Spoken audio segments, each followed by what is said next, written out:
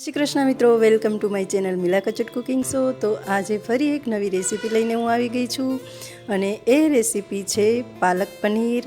શિયાળામાં ખૂબ જ સારા પાલક મળી રહી છે, તો એકદમ હેલ્ધી અને ટેસ્ટી અને એકદમ પંજાબી સ્ટાઇલ પાલક પનીર બનાવવા માટે તમે વિડીયો પૂરો જોજો અને જો પસંદ આવે તો કોમેન્ટ જરૂરથી કરજો।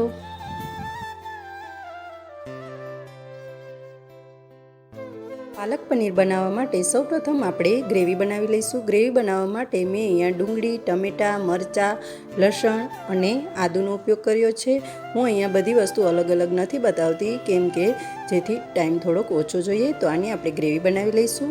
ત્યારબાદ પાલકને મેં અહીંયા આ રીતે મોટી મોટી સુધારી અને સાફ કરી લીધી છે, ધોઈ નાખી છે। ત્યારબાદ આપણે એની પણ ગ્રેવી બનાવી લઈશું। બંને ગ્રેવી રેડી થઈ જાય પછી આપણે એક પેન લઈશું। પેનમાં થોડું તેલ લઈશું, કેમ કે આપણે એમાં પનીરને સેલો ફ્રાય કરવાનું છે। તો સેલો ફ્રાય કરવા માટે આપણે થોડુંક ઓછું તેલ લઈશું।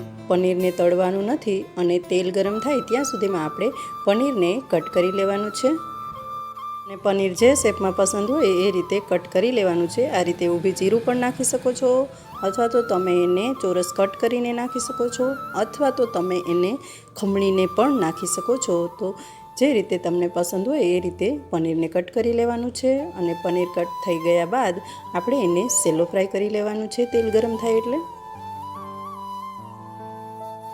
મેં અહીંયા પનીરને ફ્રાય કરવા માટે રાખી દીધું છે। 2 થી 3 મિનિટ માટે એને આપણે સેલો ફ્રાય કરવાનું છે, ગોલ્ડન બ્રાઉન થાય થોડું ત્યાં સુધી। અને થોડુંક મેં એમાંથી નોન ફ્રાય પનીર પણ રાખેલું છે, બધું એકારે ફ્રાય નથી કરી લીધું, કેમ કે થોડુંક મેં ઉપરથી નાખવા માટે રાખેલું છે। કેમ કે જો આપણને કાચા પનીરનો ટેસ્ટ પસંદ હોય તો તમે એ રીતે પણ નાખી શકો છો। મેં 2 રીતે એનો ઉપયોગ કરેલો છે।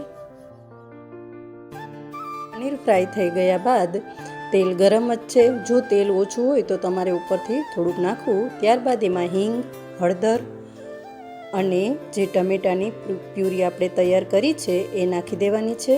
ડુંગળી, ટમેટાં, મરચાં, આદુની આ ગ્રેવીને બરાબર તેલમાં મિક્સ કરી દેવી અને એને પાકવા દેવાની છે। ત્યારબાદ ગ્રેવી ઝડપથી પાકી જાય એના માટે આપણે નિમક એડ કરી દેવાનું છે ટેસ્ટ અકોર્ડિંગ। ત્યારબાદ આપણે ગ્રેવીને તેલ છૂટું ના પડે ત્યાં સુધી ચડવા દેવાની છે ઢાંકીને। તેલ છૂટું પડી જાય અને આ રીતની ગ્રેવી થઈ જાય પછી આપણે એમાં પાલકની જે ગ્રેવી તૈયાર કરી છે એને એડ કરી દેવાની છે। આ રીતે બંને વસ્તુને મિક્સ કરી દેવાની છે। પાલકની ગ્રેવી નાખ્યા પછી કલર એકદમ સુપર થઈ ગયો છે, ઓરિજિનલ ગ્રીન કલર। અને ત્યારબાદ આપણે એમાં લાલ મરચું પાવડર એડ કરી દઈશું।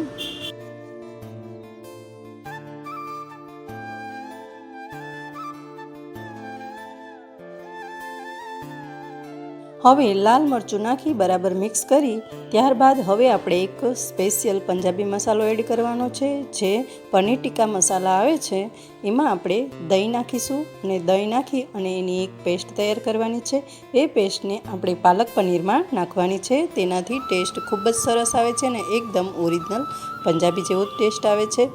આ એક ઓપ્શનલ છે, જો તમને ટેસ્ટ પસંદ ના હોય અથવા તો ઘરમાં અવેલેબલ ના હોય તો તમે ના નાખો તો પણ ચાલે, પણ આનાથી ટેસ્ટ ખૂબ જ સરસ આવે છે।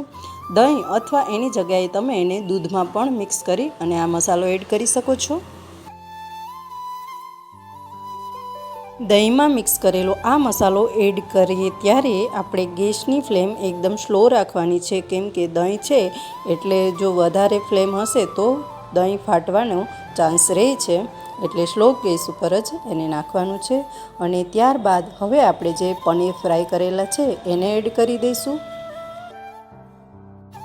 પનીર નાખી દીધા બાદ આપણે ગ્રેવીમાં પનીરને સારી રીતે મિક્સ કરી દેવાનું છે અને પછી એને ઢાંકી અને કૂક થવા દેવાનું છે। જ્યાં સુધી તેલ ઉપર ના આવે ત્યાં સુધી આપણે એને કૂક થવા દેવાનું છે। જો તમે કોઈ પણ પંજાબી શાક બનાવો તો એમાં ગ્રેવીને એકદમ તેલ ઉપર આવે ત્યાં સુધી જ કૂક થવા દેવાની. જો તેલ ઉપર નહીં આવે તો એમાં પાણીનો ભાગ રહી જશે અને પંજાબી શાક કોઈ પણ સારા નહીં થાય.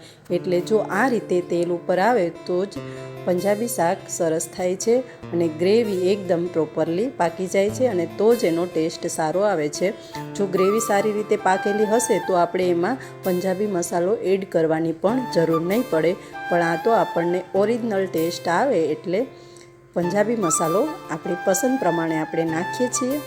ને ત્યારબાદ મેં જે એક્સ્ટ્રા નોન ફ્રાય પનીર રાખેલું હતું એને પણ એડ કરી દીધું છે અને એ નાખ્યા બાદ ફરી મેં એને થોડીવાર માટે કૂક થવા દીધેલું છે. તો હવે આપણે પાછળથી જે પનીર એડ કરેલા હતા એ પણ સારી રીતે કૂક થઈ ગયા છે અને ફરી પાછું તેલ પણ ઉપર આવી ગયું છે. એટલે પાલક પનીરની સબ્જી એકદમ પ્રોપરલી કૂક થઈ ગઈ છે.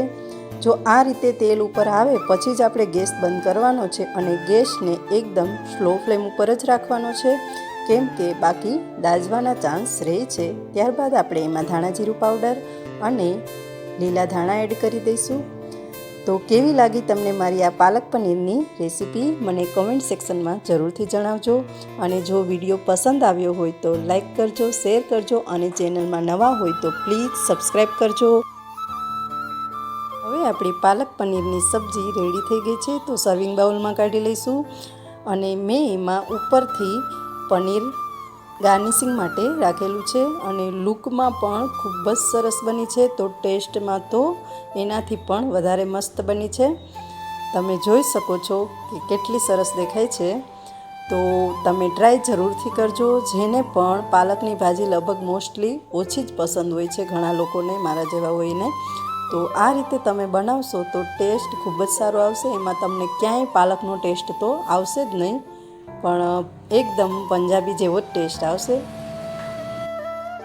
અને હેલ્થ માટે પણ ખૂબ જ સારી છે. તો તમે આ રેસીપી જરૂરથી ટ્રાય કરજો, આ રીતે યુનિક રીતે બનાવવાની. આવજો.